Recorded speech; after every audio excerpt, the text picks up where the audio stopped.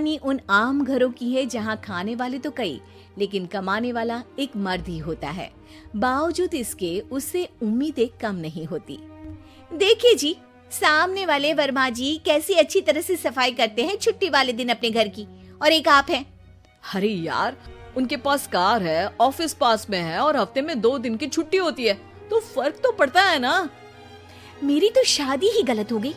अरे कोई मस्त लड़का मिलता, कमाता भी, घुमाता भी, घर के कामों में भी मदद करता, लेकिन नहीं जी, हमारे वाले को तो कमाने से फुर्सत ही नहीं, और कमाई भी ऐसी कि कोई जरूरत पूरी ही नहीं हो रही है। सुनील बेचारा शीना को देखकर सोचता है कि शीना सही कह रही है। देखने में सुंदर है, घर का सारा काम कर लेती है, उसे तो कोई भी अच्छा लड़का मिल सकता था। क्या सोच रहे हैं? भागने का इरादा तो नहीं है? अरे नहीं मेरी प्यारी बीवी, मैं तो नहीं, पर डर है कि तुम नहीं कहीं भाग जाओ मुझे छोड़कर। शीला सुनील के मुंह से प्यार भरी बात सुनकर मुस्कुराती है। आप भी ना। सुनील एक दिन ऑफिस से घर आता है कि तभी शीना कहती है, सुनिए जी, वो मेरी सहेली आई थी, सारा दिन वो लोग यहीं थे, अब जा रही थी तो मैंने कहा नहीं नहीं, मेरे पति छोड़ आएंगे ना तुम्हें, तो रोक लिया मैंने। सुनील थोड़ी देर कुछ सोचता है, फिर कहता है, ठीक है, मैं कपड़े चेंज करके आता हूँ। अरे तेरे पति को तो लग रहा है कि अच्छा नहीं लगा। अरे नहीं नहीं, ऐसी कोई बात नहीं है, रुको मैं अभी उन्हें घर के कपड़े देकर आती हूँ। शीना अंदर जाती है जहाँ सुनील पलंग पर लेटा होता है। अरे क्या मजाक है, वो कह रही है कि आपने मुंह बना लिया।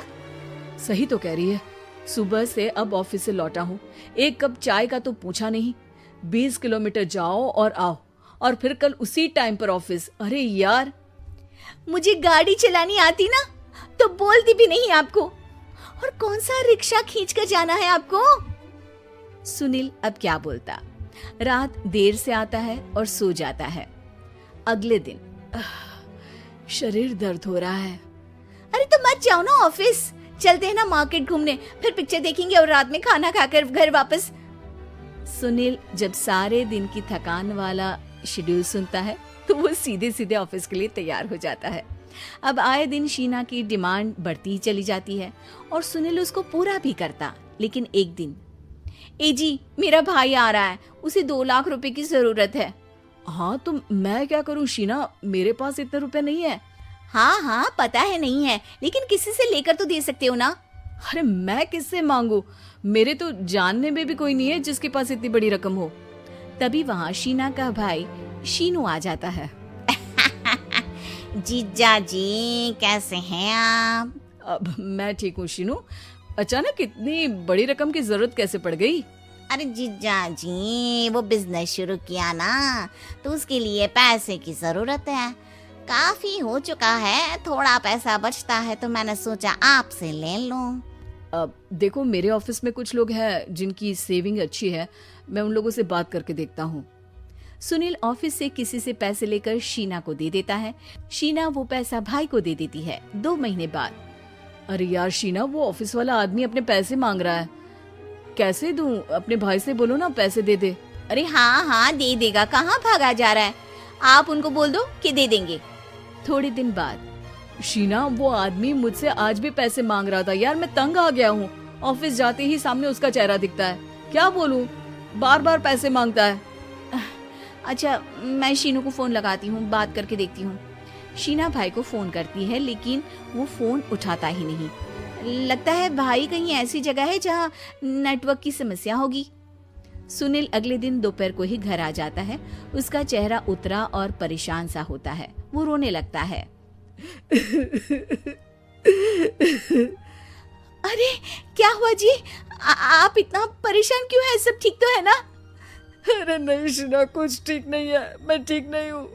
तुम्हारे भाई के लिए मैंने जो पैसे लिए थे, उस आदमी ने आज भरे ऑफिस में सबके सामने मेरी बेइज्जती कर दी। सबके सामने आज मैं कर्जदार बनकर खड़ा था। मैंने हर वो प्रयास किया घर चलाने के लिए जो मैं कर सकता था, लेकिन अब नहीं होगा। वो फिर रोने लगता है। अरे आप तो औरतों की तरह रो रहे हैं, मर्द हैं आप। क्यों, आदमी के सीने में दिल नहीं होता, या फिर वो इंसान नहीं मशीन होता है? अरे मैं थक चुका हूँ शीना, तुम समझती क्यों नहीं?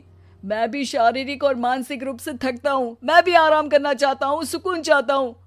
मैं अब कुछ नहीं कर सकता। कुछ नहीं। वो बैठ जाता है। शीना पति को हैरान परेशान देखकर चुप हो जाती है।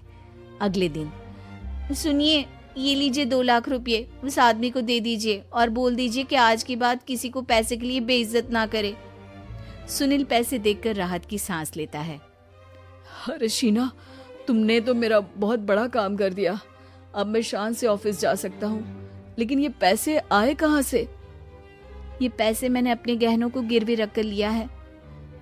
तुम ठीक रहो, निश्चिंत रहो, मैं बस यही चाहती हूँ। मुझे माफ करना, पर अब मैं समझ चुकी हूँ कि मर्द